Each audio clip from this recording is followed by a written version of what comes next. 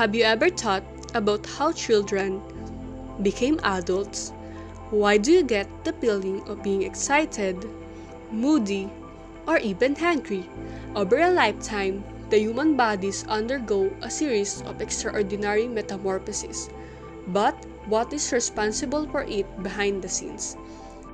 There are mysterious sets of chemicals inside the body that governs each and every one in different aspects. It is called hormones, a chemical messenger that is secreted into our bloodstream by specific organs known as glands. These chemical messages control most of your bodily functions, regulating the temperature, how sleepy and emotional you are. There are many glands producing hormones, 3 in the human brain and 7 in the rest of the body. They flow through the whole body, but only affect certain cells designed to receive their messages. First, the hypothalamus, a small but important area in the center of the brain. It plays an important role in hormone production and helps to stimulate many important processes in the body. For example, the feeling of hunger is the brain's way of letting its owner know that they need more nutrients to achieve homeostasis. Another one is when your body feels so hot or cold. If it is too hot, the hypothalamus will tell the body to sweat. If it's cold, the body will create heat by shivering. Aside from regulating body temperature, hunger, and thirst, it also regulates sex drive, moods, and controls the release of hormones from the other glands in the body.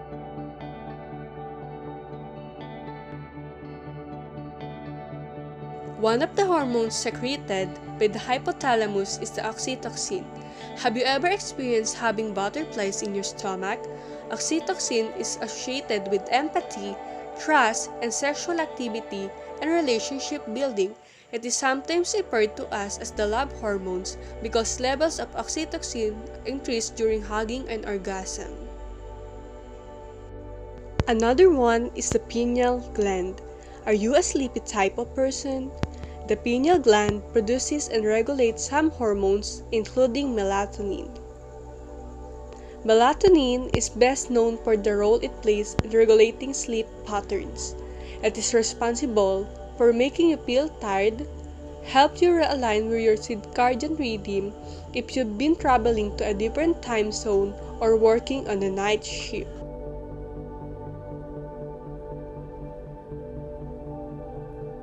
Now, let's introduce the master gland known as Pituitary Gland, also known as the Wizard of Oz gland, controlling the other glands behind the scenes. Your pituitary gland is an important pea-sized organ located at the base of the brain behind the bridge of the nose. If your pituitary gland doesn't function properly, it affects your vital parts like your brain,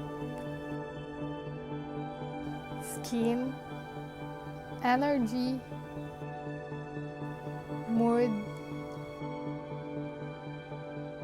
reproductive organs,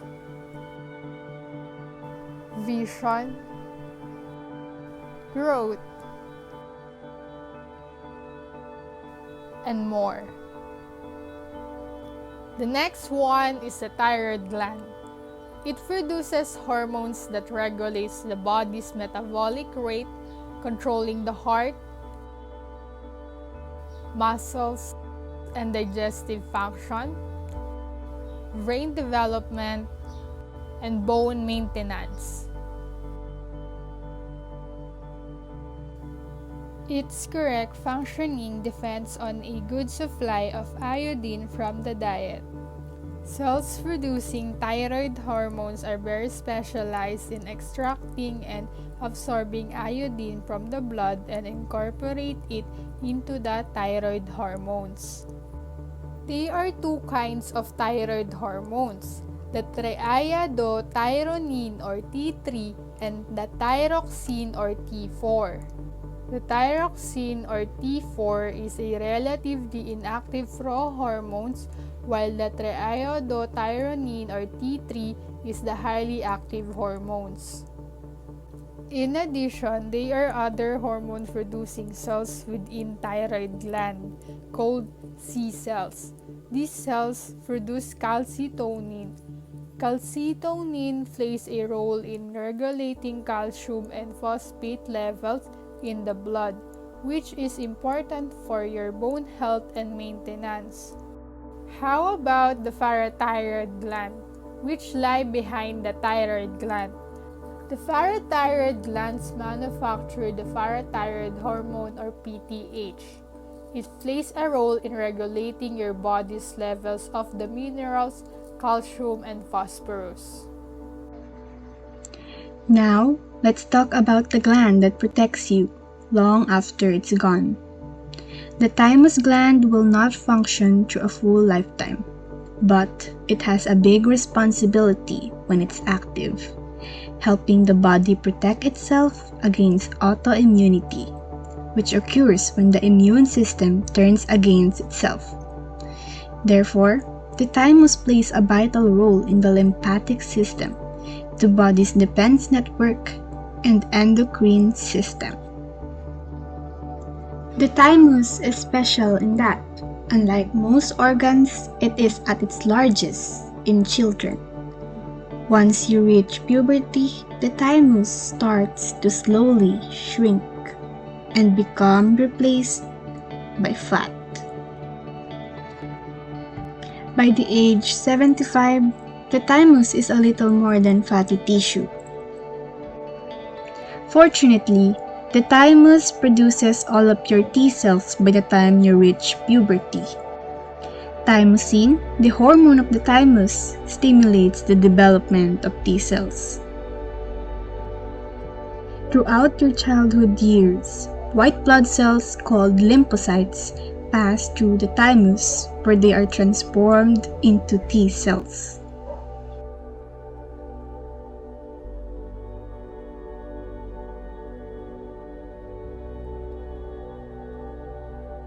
How about the pancreas? When you eat a meal, the pancreas produces the hormone insulin to help regulate blood sugar.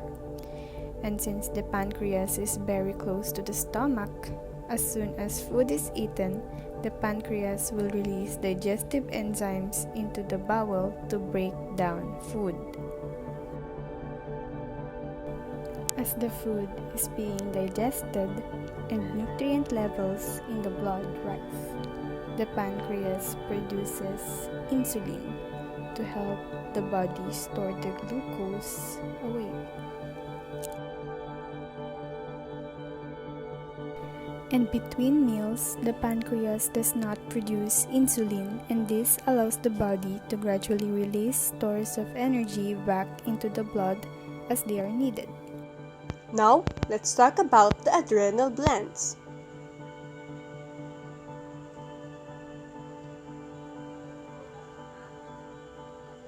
Have you ever felt an adrenaline rush? As you slam on the brakes to avoid a car collision, your adrenal glands pump out the hormone adrenaline to help you act quickly. Or perhaps, you've been watching a scary film and a sudden noise made you jump. This is the result of your brain thinking you're in danger and releasing hormones to prepare you for a fight or flight response. The adrenal glands control sex drive and produce cortisol, the stress hormone, and of course, adrenaline. The last one are the sex hormones. Reproductive hormones are made by the ovaries and the testicles. The ovaries produce estrogen, progesterone, and androgens, while testicles produces androgens like testosterone. Puberty, development of breasts, ability to become pregnant or produce sperm, and the body hair growth are all influenced by reproductive hormones. For women and people with cycles, these hormones shift throughout the menstrual cycle during the reproductive years. Pregnancy is the time of the most dramatic hormone shift. The body even creates a new organ called the placenta that creates progesterone.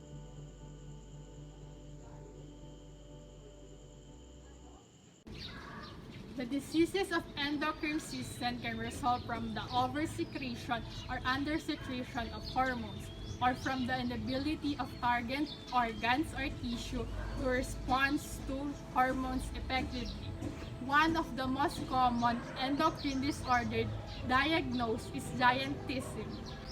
To further discuss about gigantism, here's our endocrinologist from Department of Health, Dr. Jade Marie de la Cruz, to explain the process and the causes of gigantism. I am Dr. De La Cruz and I will discuss what is gigantism and how does it occur. So, gigantism is a rare endocrine disorder caused by unusually high growth hormone levels found during childhood and adolescence before the growth plates in the bones have closed. And normally during puberty, growth plates found at the ends of long bones slowly fuse together. Then upon reaching the end of puberty, height growth should stop when the growth plates have completely joined, which happens around the age of 13 to 15 in girls and age 15 to 17 in boys. And the excessive amount of growth hormone even before the growth plates closes accelerates the growth of muscle, bones, and connective tissue, leading to an abnormally increased height, as well as a number of additional soft tissue changes. Gigantism is an extremely rare condition, and most endocrinologists, including me, may only come across with this condition for only a couple of times in our whole career. And if it's left untreated or uncontrolled, some individuals suffering from gigantism have grown in an excess of 8 feet tall. And the most famous example of that is Robert Wadlow, the tallest person in history at 8 feet and 11 inches tall. The most common cause of gigantism is a benign pituitary gland tumor. And the pituitary gland is a small gland located at the base of the brain behind the bridge of the nose. It makes hormones that controls many functions of the body, including growth, metabolism, temperature, urine production, and sexual development. The tumor or adenoma causes it to produce excess growth hormone than the body needs. That leads to abnormal growth. And gigantism may also run in some families due to a genetic mutation and can also be associated with other conditions such as Carney complex, McCune-Albright syndrome, multiple endocrine neoplasia type 1, and neurofibromatosis. And in gigantism, the pituitary tumors are frequently large that usually invades the nearby brain tissue, and consequently, the size of the adenoma or the tumor directly affects the signs and symptoms that an individual may experience. People with gigantism may experience tall stature, obesity, exaggerated growth of feet and hand, coarse facial feature, thick toes and fingers, headaches, visual changes, irregular menstrual period in girls, deafness, weakness, delayed puberty, nausea, and excessive sweating.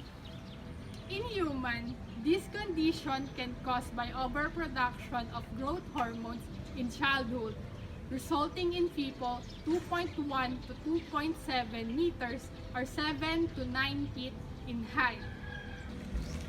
In the moment, we will talk with Miss Jasmine Fulhedshaw, who have gigantism once looked like this, but who is now 7'1" in height, and she's still growing. Let's find out her touching story. By the age of 7, Jasmine Fulgencio was an active student, 5'2" in height, and she didn't notice her abnormal growth. By the age of 15, she was a long lean high school volleyball player.